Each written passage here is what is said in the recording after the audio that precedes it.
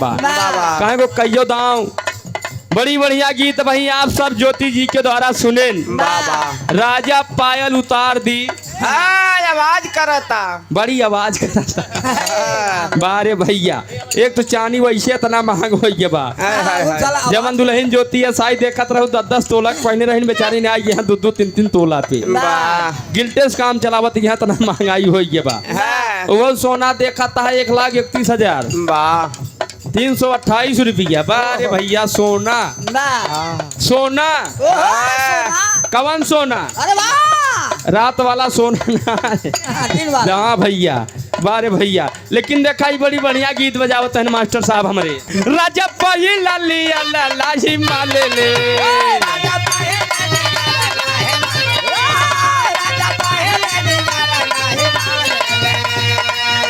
अपना मेहरी के गैर लेखा चाले ले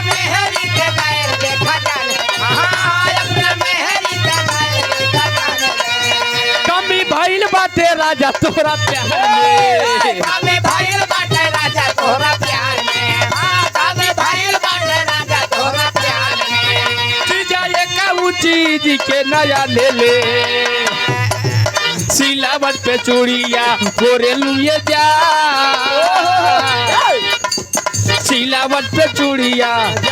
और हमारे बीच में हमारे धर्म के बड़े भाई प्रयागराज म्यूजिक के मालिक महोदय डॉक्टर दिलीप कुमार यादव जी जो कि प्रयागराज की पावन माटी से चलकर आए हुए हैं। भैया के चैनल बा प्रयाग म्यूजिक बहरिया से डॉक्टर साहब के बार बार प्रणाम बा। बारे भैया कहना बा जरूरी बा दुइया चीज मिला था तब जान ला मनाई रचे मगर रहा थे माल और माला। हाँ भैया विष्णु गुप्ता जी हमारे बड़का भैया की तरफ से सुंदर पुष्पहार साथ ही साथ 251 रुपया के आशीर्वाद और ऐसा सम्मान पहली बार जिंदगी मिलो बका ज्योति गुरु जी पहला सम्मान ऐसा।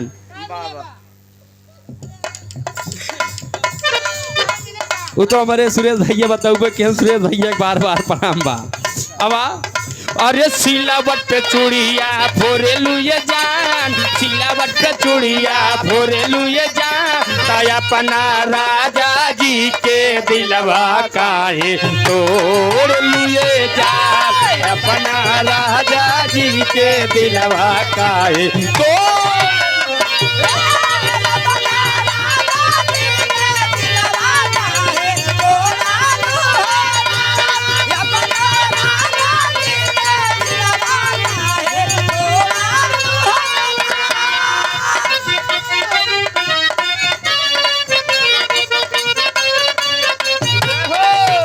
कौनो दुल्हन का है एगो चुम्मा ले जगाल में संग दिल वो ले जरुमाल में एगो चुम्मा ले जगाल में संग दिल वो ले जरुमाल में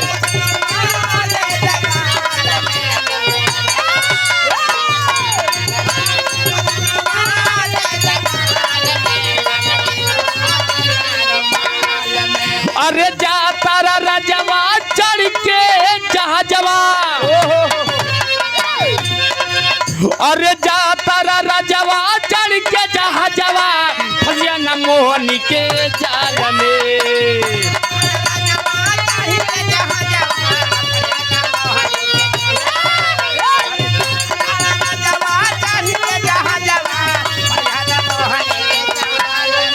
एगो चुम्मा में संग दिल ले जरुमाल में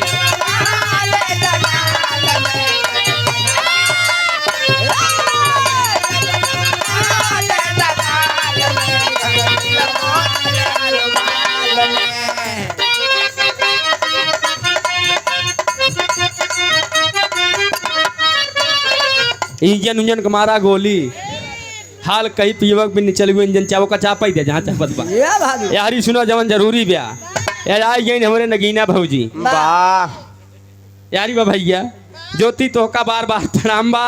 हाँ जान ले बता दिन हमका ढेर आराम हो गया बाबा ना भाई, हमका ढेर जानकारी करे के पड़त, वो तहसील जाए के पड़त। हाँ भैया, तब सबका नाम पता लागत। नगीना भौजी की तरफ से सुंदर पुष्पहार, माला और माल जग में तुलसी दो बड़े एक पैसा एक राम, कहीं राम राम से मुक्ति मिले पैसा से सब काम यही पैसा बस सब काम हो जाए। नहीं मनाई एक दाव आए, 2 दाव आए, तीसरी दाव नहीं आए भैया, चाहे जितना प्रेम रहा है। का मास्टर साहब अब एक दिल खिसा बाकी बा माली सुखी रखा है, रत्या ही वाला लगाई देते हमारा मन बा। ये देखा ही हमारे दरोगा भैया का डॉक्टर साहब को फरमाइश आई भाई, एक लाइन भैया नाराज जिन हो जाया बाबा कोनो दुल्हीन कही का बताई, हमार दुल्हा जब से ट्रैक्टर लाई ले राइस मिल, जब से राइस मिल लाई ले यहाँ गली जमने गली में पावा तो हम घुसाई देता बाबा मोले बनाए मुड़ा तब धई दे बैजनाथ भैया काओ कवन चीज जाना थे कही का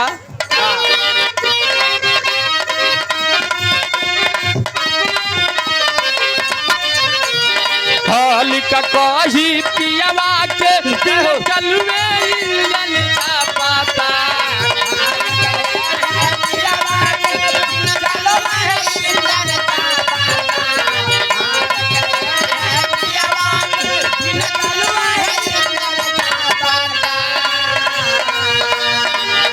परम सदे परम सम्मानित रमेश बाबू जी की तरफ से 200 रुपया के आशीर्वाद मालिक सुखी रखें। सब बड़का भैया के बार बार प्रणाम बा। और हमारे घर मालिक महोदय श्री माता फेर साहू जी, बैजनाथ गुप्ता जी भैया पनौना, देवी प्रसाद गुप्ता जी, जो भी हमारे यूट्यूबर भाई आए हैं उनको भी सम्मान किए भैया के बार बार प्रणाम बा।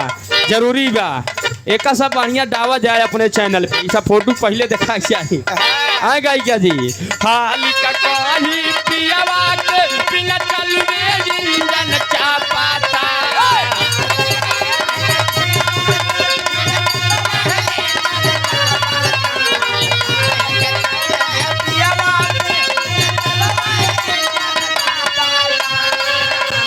नया नया ड्राइवर हो हर नवई धई धई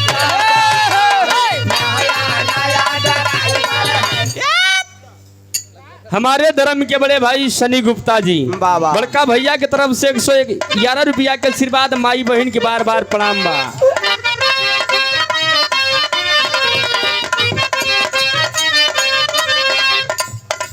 शिवम साहू शुभम साहू दोनों भैया की तरफ से बहुत से माया आशीर्वाद, माली सुखी रखें। सब बड़का भैया सुखी रहे। हाँ भैया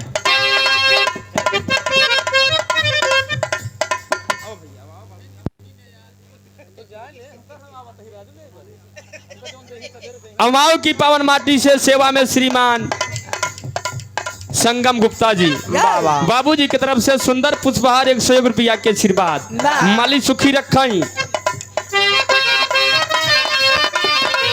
घेरले बाबा दरा सतता रूप जरा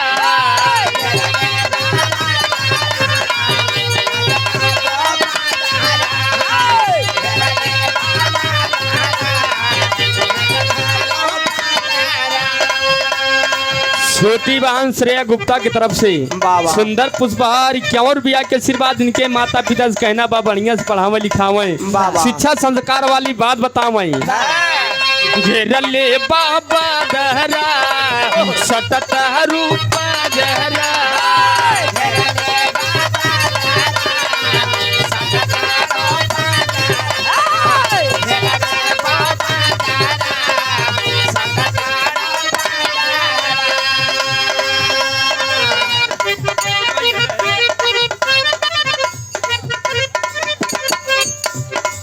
जी सर टेंट हाउस भैया के लाइट बा, साउंड बा, जयमाल सेट बा, भैया के ग्राम सभा अमाओ। यही पवन माटी से हमारे धर्म के बड़े भाई जो कि परिचय के मोहताज नहीं हैं। टावर के 200 मीटर आगे भैया के दुकान बा। जी ऐसा टेंट हाउस लाइट हाउस है वो जयमाल सेट हमारे धर्म के बड़े भाई गुलाब चंद यादव जी, श्री संपत्ति राम यादव जी, बाबा टेंट वाले भैया, लाइट वाले भैया की तरफ से देख कई बढ़िया बेंच चला के बा। ये हमारे भैया जी की तरफ से 101 रुपया के आशीर्वाद माली सुखी रखें। बाबा सब बड़का भैया सुखी रही, जे कई खटिया और कुर्सी लाग बा डॉक्टर साहब। हाँ भैया के बार बार प्रणाम बा, कहना बा केरले बाबा दारा सतता रूपा जरा।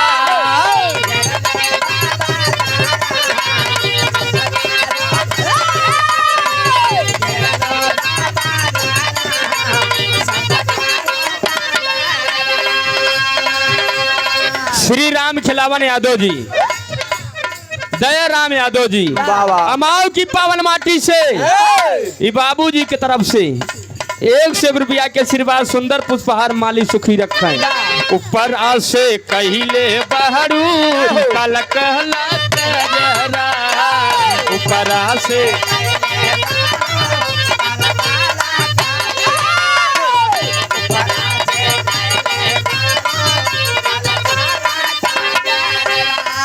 छोटी वाहन रिमझिम गुप्ता की तरफ से 101 रुपया के आशीर्वाद।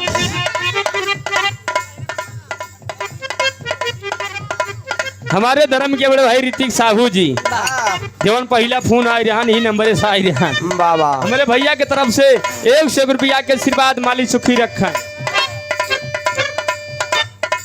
श्रीषा गुप्ता छोटी बच्ची की तरफ से 101 रुपया के आशीर्वाद इनके माई बाबू से कहना बा इनका बढ़िया सेवा करें, दुई न रहू लावे मूल वाला दूध बंद करें। हाँ भैया एक ही गाय भैंस लावे जवन जरूरी बा, लेकिन आजकल तो देखा है तो ना कभी भी महंग हो गया दूध पूछबे जिनकरा।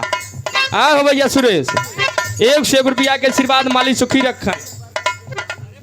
जे भैया भोजन क्यों हो घर मालिक के आदेश भाई आप सब भोजन कर लें, व्यवस्था है आपको यार। पंडित कहाँ बाटन भैया? ए हो सवरिया चमके बिजुरिया,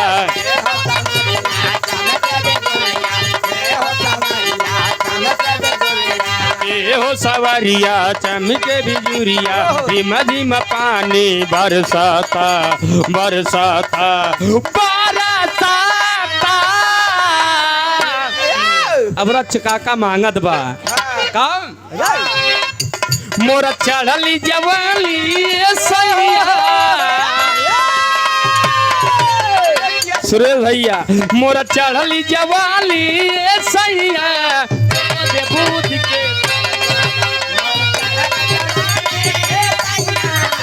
के बूझ के तरसाता मोर चढ़ल जवानी।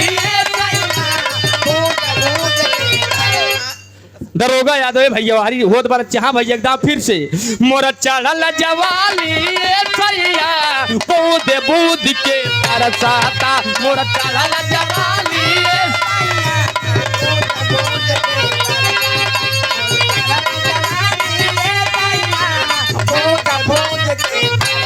पिया वो दूबर भैला हो रजबू दूबर भैला हो, सौतिलिया के चक्कर में पियाऊ दूबर भैला हो।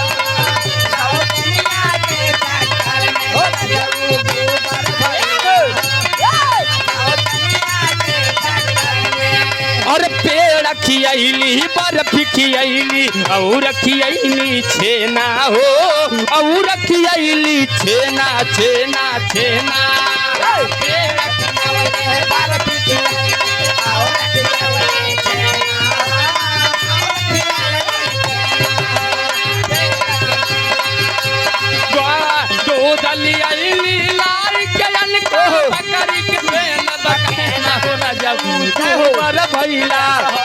रजबू तू बर भैला हो, सौतिलिया के चक्कर में पियबू तू बर भैला।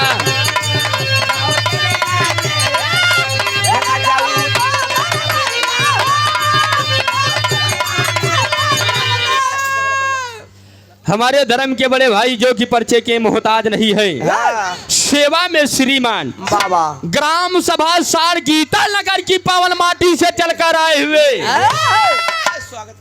भैया श्रोता सम्राट सुनवैया सम्राट हाँ। इनका जानत न के हो सुरेश भैया बाबा श्री दरोगा यादव जी हमारे बड़का भैया की तरफ से 200 रुपया के आशीर्वाद बाबा माली सुखी रखा इनका फरमाइश बन 7 नदिया परवा से एक गवैया बाकी न हुई गुरु जैसी गवाए न हुई है भैया बस एक बात हो गया अब परसा मऊ की पावन माटी से जलकर आए हुए श्री जोखई गुप्ता जी हाँ। बाबूजी की तरफ से 200 रुपया के आशीर्वाद बाबा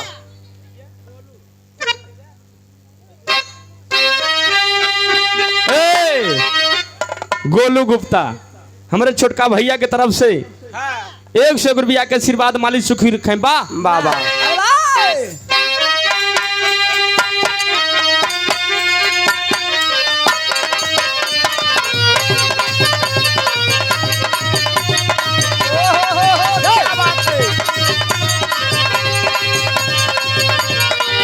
आकांक्षा पैथोलॉजी नौना भैया मंगेश कुमार डॉक्टर साहब जी की तरफ से हाँ। मालिक महोदय जी की तरफ से शानदार 51 रुपया के आशीर्वाद मालिक सुखी रखता है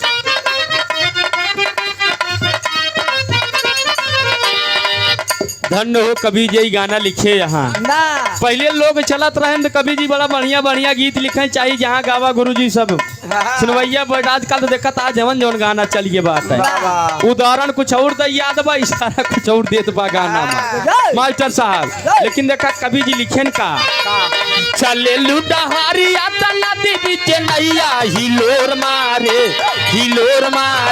तारी हैया ये गोरी हिलोर मारे तारी हैया ये गोरी हिलोर मारे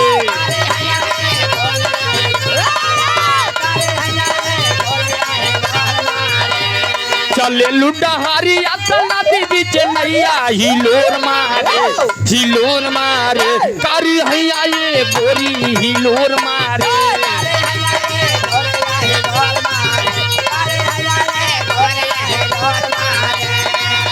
अरे मुआवा से टापू केला माघावा में सीरिया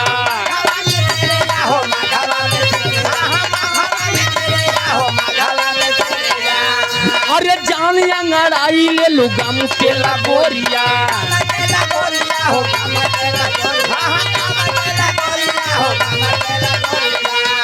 अरे काना खिसता केलू लागे जैसे जादू हिलोर मारे कारी हैया ये गोरी हिलोर मारे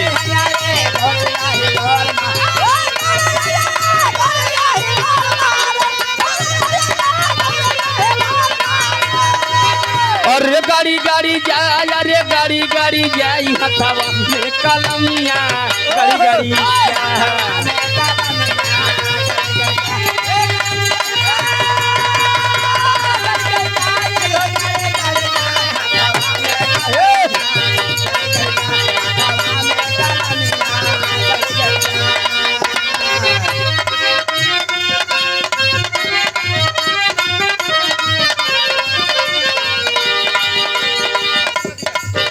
देखा ही हमरे दरोगा भैया के फरमाइश बा एक लाइन कहना बा आज के जमाने मोबाइल चल गए बा जब मोबाइल ना चलत रही माई बहन लोग वही जाते गेहूं लेके बैठ जाए बाबा वही जाते हाल चाल हो जाए दीदी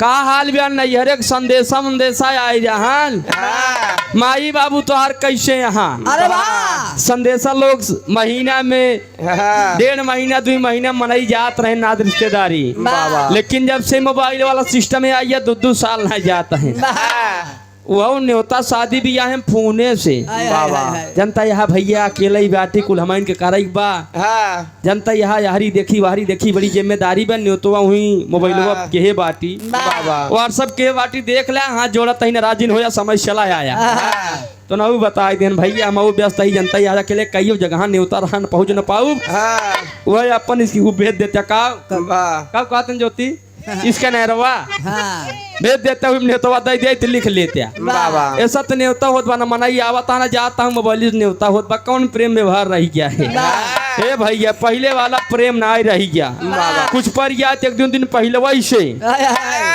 तेरा ही पर गया भीड़ पर गया ज्योति शादी भी गया पर गया बाबा सब खिया आधा बोरिया एक बोरिया गेहूं दया भैया एक कप पिसवा दिया तो माई बहन लोग बैठ गया 3 बजे भोर हरियम लग के बढ़िया से पीसाए जाते पे हाल चाल हो जाए। जब से आए धनकुट्टी सबसे सपना मूसर हो गया, कहाँ जमाना दूसर हो गया। आजकल तो देखा था चावल में पसावन मिलता ही नहीं गया, नहीं तो झगड़ा कई लेते रहे। जब से राइस मिल आई पूरा ओकर विटामिन तो निकाल लेते बाद चावल से केवल पेट भरा था और डॉक्टर खिया बराबर गैसिक दवाई लेता जो थी मिला गैसिक दवाई के रच्चो आराम ही ना आई गया। जब बीमारी सब बड़का भैया हो पहले झगड़ा हो गया पसावन भी ना। आजकल लड़का जन्मन करिए पसावन होत का हो यहाँ चाउर डाई दें दुई दाऊ सीटी मारा का बाद दुई दाऊ ना चाउर एकदम पक के तैयार। लेकिन पहले सुने वाले बड़का भैया पहले चावल ओवल मिठा तरान घिये के पूरी खाए के मिलत रही।